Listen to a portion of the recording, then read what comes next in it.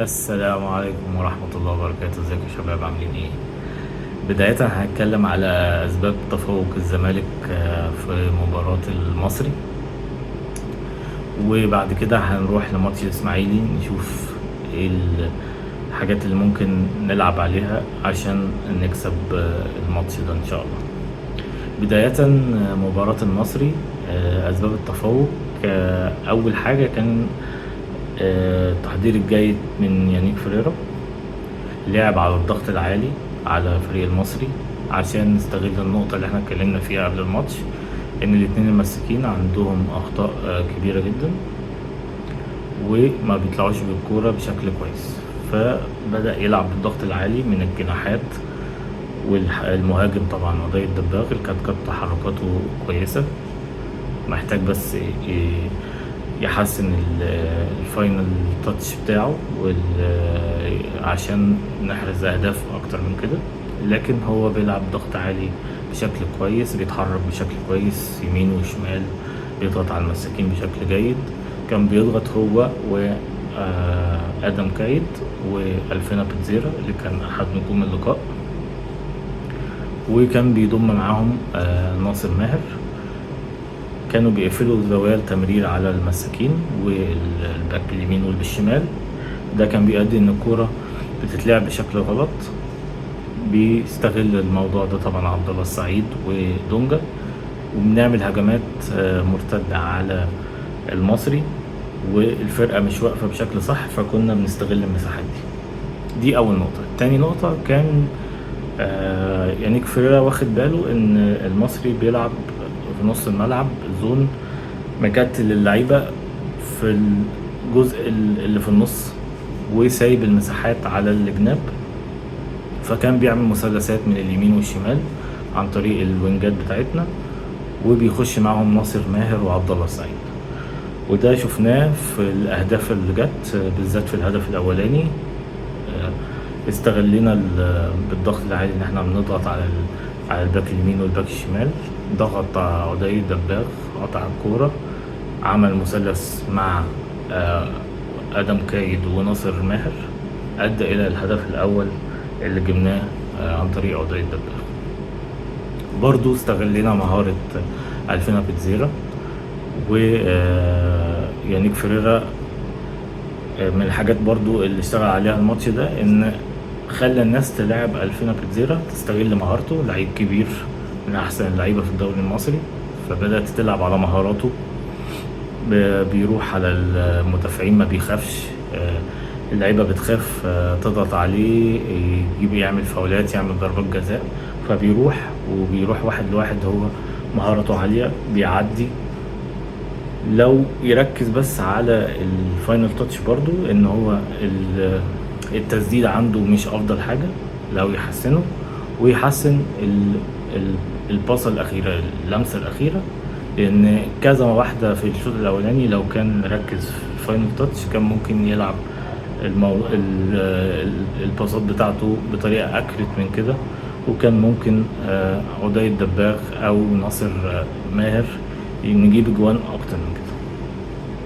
دي من الحاجات اللي تفوق فيها يانيك فريرا. برضو يانيك فريرا عنده ميزة في المباراة، ان هو في بداية الماتش فطن الى ان عبد الرحيم دغموم هو محور الاداء زي الماتشات اللي فاتت، وكان بيلعب في العمق، بيستغل ان احنا بنعمل ضغط عالي، فبيلعب في المساحة اللي في ظهر دونجا، وكان هو محور الهجمات لفريق المصري، وكان بيعمل كل اللي هو عايزه، وكان ممكن يخطفه برضه في بداية الماتش. فوقف معاه دونجا مان تو مان. دونجا قضى على خطورته تماما الصراحة، وكان من نجوم الماتش. وده اداك تفوق اكتر، لانك بقيت بتقطع الكورة. ودونجا كمان بقى عنده ميزة انه بيطلع الكورة بشكل سليم. دي كانت المشكلة اللي عندنا على دونجا، ان هو بيقطع الكورة وبيلعب ميس باسز كتير جدا. دي اتحسنت بشكل كبير. وكان عندنا برضو ميزة عن طريق عبد الله السعيد ومحمد اسماعيل، ان احنا بنطلع بالكور العالية من اليمين للشمال، او كور عالية في ظهر المدافعين بشكل كويس جدا. كانت برضو بتدينا هجمات خطيرة على فريق المصري. ده كان مجملا التفوق بتاع الزمالك في مباراة المصري.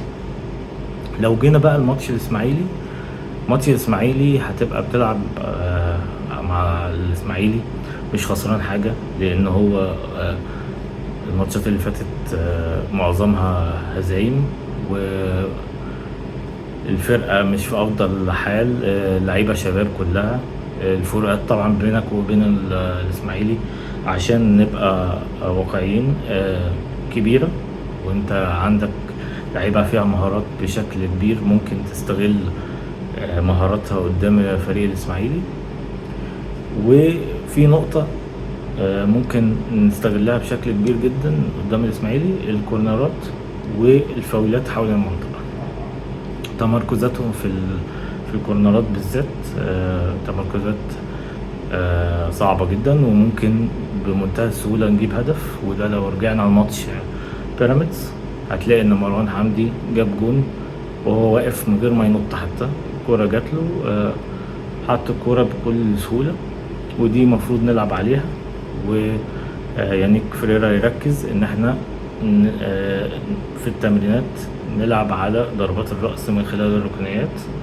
دي ممكن تعمل لنا تفوق في ماتش الاسماعيلي.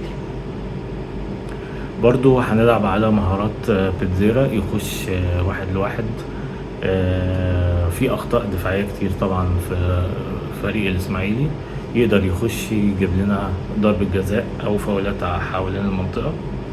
في حالة ان الماتش لا قدر الله قفل، نتمنى زي كل ماتش ما احنا بنقول ما يطلعش مهاجم بمهاجم، نلعب 2 مهاجمين، نستغل ان هم عندهم مشاكل في الكرات العرضية ونبدأ نلعب على الكرات العرضية، ويبقى عندنا 2 مهاجمين معاهم شيكو بانزا من الناحية التانية. ده هيدينا طبعا افضلية ان احنا ممكن نحرز اهداف. ده في المجمل، لان انا رجعت للماتشات بتاعت الاسماعيلي اللي فاتت، خصوصا ماتش بيراميدز اللي ممكن يبقى مشابه لمباراة الزمالك والاسماعيلي. كانت المشكلة عند بيراميدز ان هو مقفول عليه من نص الملعب، لان طبعا اللعيبة بتلعب بحماس شديد، مقفلين كويس.